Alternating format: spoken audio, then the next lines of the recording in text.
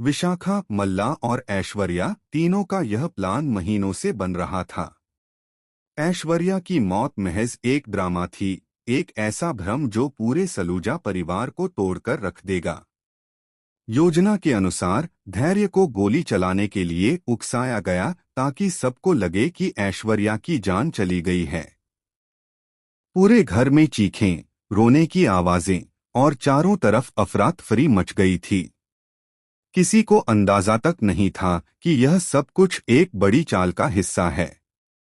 जब ऐश्वर्या की लाश अस्पताल लाई गई तो विशाखा ने अपनी चाल चल दी। उसने डॉक्टरों के बीच अपने लोगों को पहले से सेट कर रखा था। रात के अंधेरे में उसने ऐश्वर्या के शरीर में इंजेक्शन लगाकर उसकी धड़कनें दोबारा चालू कर दी। यह एक ऐसा पल था जिसने मौत को भी मात दे दी। ऐश्वर्या धीरे धीरे आंखें खोलती है और फुसफुसाती है, अब बारी मेरी है। अब वो सब भुगतेंगे। अस्पताल का एक वार्ड बॉय, जिसका नाम नीरज था, ऐश्वर्या की मदद करता है। ऐश्वर्या उसे पैसे का लालच देती है और साथ ही अपने जाल में उलझा लेती है। नीरज नहीं जानता कि वह किस आग से खेल रहा है। ऐश्वर्या की आंखों में अब सिर्फ बदले की आग थी, एक ऐसी आग जो पूरे सलूजा परिवार को राख कर देने वाली थी। वह बुर्का पहनकर रात के समय सलूजा हाउस के गेट पर पहुंचती है।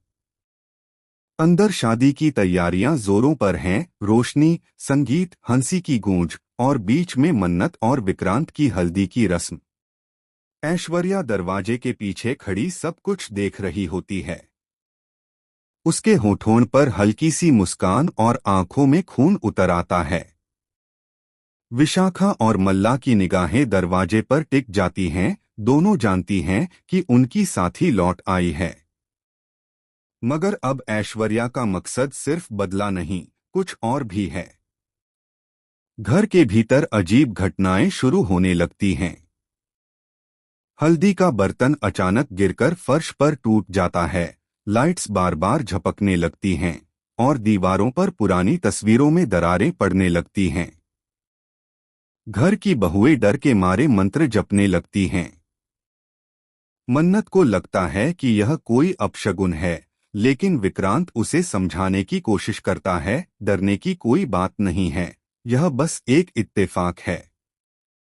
मगर इत्तेफाक अब खत्म हो चुके थे। रात को विक्रांत के कमरे में किसी के कदमों की आवाज गूंजती है। दरवाजा अपने आप खुलता है। हवा का झोंका कमरे में रखे फूलों को गिरा देता है। शीशे में एक परछाई नस